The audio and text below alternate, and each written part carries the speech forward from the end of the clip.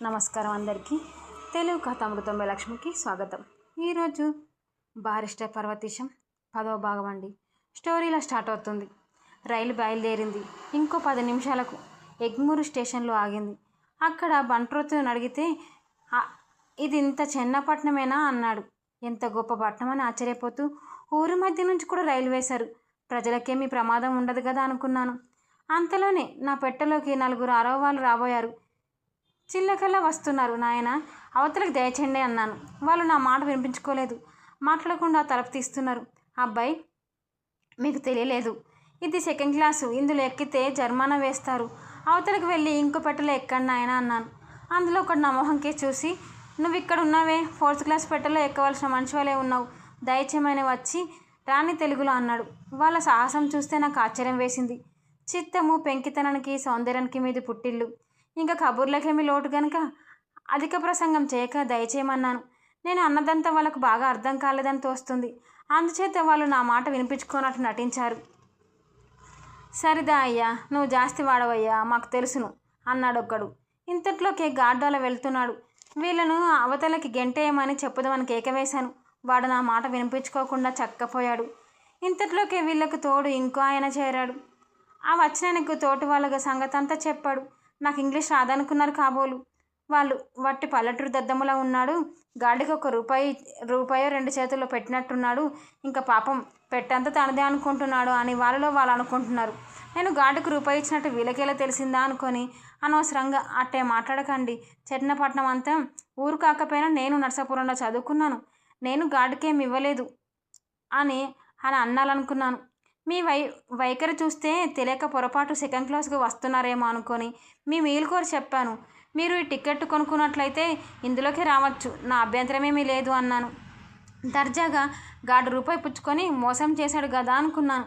పైగా అనవసరంగా వీళ్ళతోటి పేచీ కూడా ఎందుకు అనుకున్నాను. పేచీ పెట్టినా ఏం లాభించేటట్లేదు. నేను అనవసరంగా దెబ్బలాడే స్వభావం కలవాన్ని కాను. అందులో లాభించేదేమీ లేదని తెలుసుకొని తర్వాత అసలే పేచీలోకి దిగాను. ఒకవేళ పొరపాటున దిగిన తక్షణము గౌరవంగా ఇంగ్లీష్ వాళ్ళ యుద్ధంలో తమ పనిలో పురోగతులమవుతుందనుకున్నప్పుడు మర్యాదగా యుక్తిగా వెనక్కి తగ్గుతారని మా మేస్టర్ చెప్పినట్లు నేను అటువంటి సందిగ్ధ సమయంలో వెనుకంజ వేస్తాను. కానీ రూపాయి కోసం అనవసరంగా దెబ్బలాడే స్వభావం కలవాని కాను.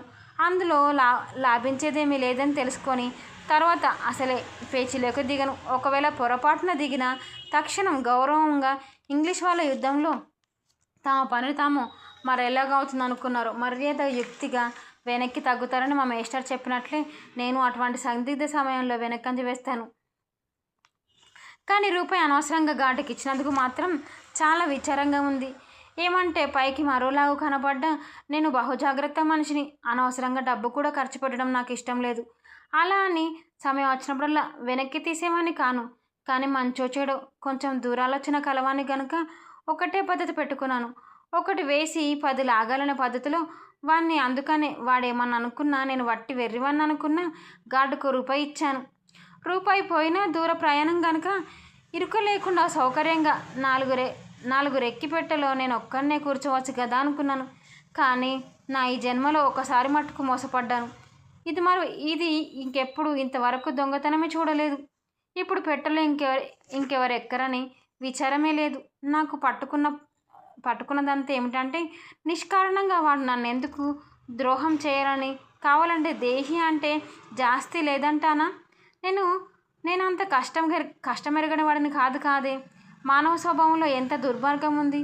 అందులోనూ వాడు దొరకకూడాను అంత మోసగాలు గనుకనే వాళ్ళంతటి రాజ్యం సంపాదించగలిగారు. లేకపోతే వాళ్ళ అబ్బతరమా తాతతరమా? అందుకనే గొప్ప వాళ్ళంతా బోడి నారాయణరావు ప్రభుత్తులు వీళ్లను దేశంలో నుంచి వెళ్ళగొట్టాలని చూస్తూ ఉన్నారు.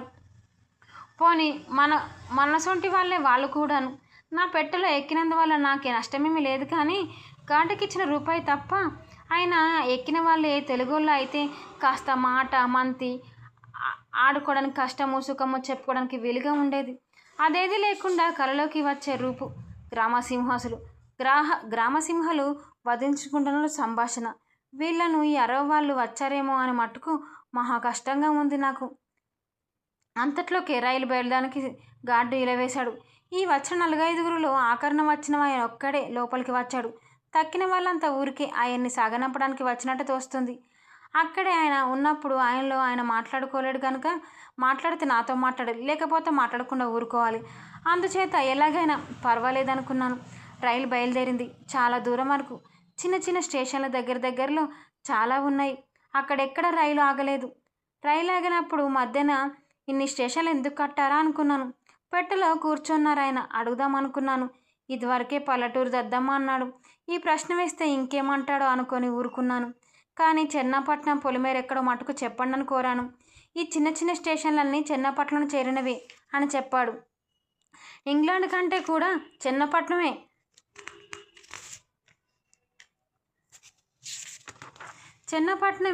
పెద్దదనుకున్నాను.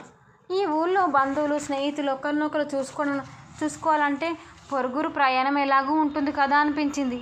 ఊరికొక చివర ఉద్యోగస్తుడు, రెండో చివర ఆఫీసు ఉంటే ఇక్కడికి వెళ్ళడం ఎలాగూ అనుకున్నాను. పోనీ అన్ని స్టేషన్లు ఉన్నాయి కదా అని అనుకుంటే అన్ని ప్లేస్లలో రైలు ఆగట్లేదు. ట్రాము కార్లైనా ఊరంతా ఉన్నట్టు కనిపించట్లేదు. ఇంకా వీళ్ళు ఎద్దుబండో జట్కానో ఎక్కితే ఆఫీస్కి వెళ్ళడం ఎప్పుడు, ఇక్కడికి పని చేయడం ఎప్పుడు, మళ్ళీ ఇంటికి రావడం ఎప్పుడు? ఈ రాకపోకలకే వీళ్ళ జీవితంలోనూ సగం సరిపోతుంది ఎలాగూ అనుకున్నాను. పోనీ పనిపాట సంగతి అలా ఉండగా ఇందులో పెద్ద ఉద్యోగస్తులు చిన్న ఉద్యోగస్తులు కూడా ఉంటారా? రాకపోకలకి వీళ్ళ జీవితంలోనూ సగభాగం సరిపోతుందంటే ఎలాగో అనుకున్నాను. పోనీ పనిపాట సంగతి అలా ఉండగా ఇందులో పెద్ద పెద్ద ఉద్యోగాలు చిన్న ఉద్యోగులు కూడా ఉంటారాయను. నెలకు 15 రూపాయలు సంపాదించుకున్న గుమాస్తా బతకడం ఎలాగూ? ఇంత దూరం నాడు రెండు సార్లు నడుస్తాడా? బండెక్కుతాడా? బండెక్కినట్లయితే వాడు నెల రోజులు కష్టపడి చెమటోడ్చి సంపాదించినది ఒక్క రోజులోనే బండికి సరిపోతుంది. పొద్దున నా దగ్గర బండివాడు మైలుకు రూపాయి చొప్పున గూబలు వడేసి పుచ్చుకున్నాడు. ఇంకా వీళ్ళు తెచ్చింది కాస్త బండికే పెడితే పిల్లలకు ఏం మిగులుతుంది అనుకున్నాడు. వీళ్ళు తినడము పులుసు చారు మెతుకులైనా దానికి కూడా కొంత కావాలి కదా. సేపు ఆలోచించినా నాకేమీ ఉపాయం తోచలేదు. నేనైతే సూక్ష్మబుద్ధి కలవాణి కనుక ఈ సమస్య మాత్రం విరగొట్టలేకపోయాను. ఏమి తోచక నా తోటి ప్రయాణం చేస్తున్న పెద్ద మనిషిలో ఒకసారి చూద్దామనుకొని ఇదివరకే చూస్తున్న వానిలో పలికి తిరిగి చూశాను. ఆయన నాకేసి ఇదివరకే నిదానంగా చూస్తున్నాడు. మా ఇద్దరి కాళ్ళు కలుసుకున్నాయి. మీ దేవురండి అని అడిగాను. ఆయన నర్సాపురం అన్నాను. మా ఊరు నర్సాపురం కాకపోయినా మొగల్తూరు అని చెప్తే ఆయనకు తెలియకపోతుందని మళ్ళీ అదెక్కడ అడగడం అని నేను చెప్పడం ఇదంతా ఎందుకని నర్సాపురం నుండి చెరగ్గా తెలుస్తుందని ఇలా చెప్పాను. మీరు ఎందాక వెళ్తున్నారు? ఏదో సామాన్యంగా తరచూ వెడుతూనే ఉంటాననే భావన కలిగేటట్టు ఇక్కడికో లంబో దాకా వెడుతూ ఉన్నాను అన్నాను.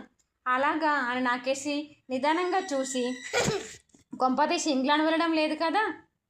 వాళ్ళకని చూస్తే అలా కనిపించదు కానీ అంతకంటే కొలంబో వెళ్ళవలసిన పనేమి కనిపించదు అన్నాడు.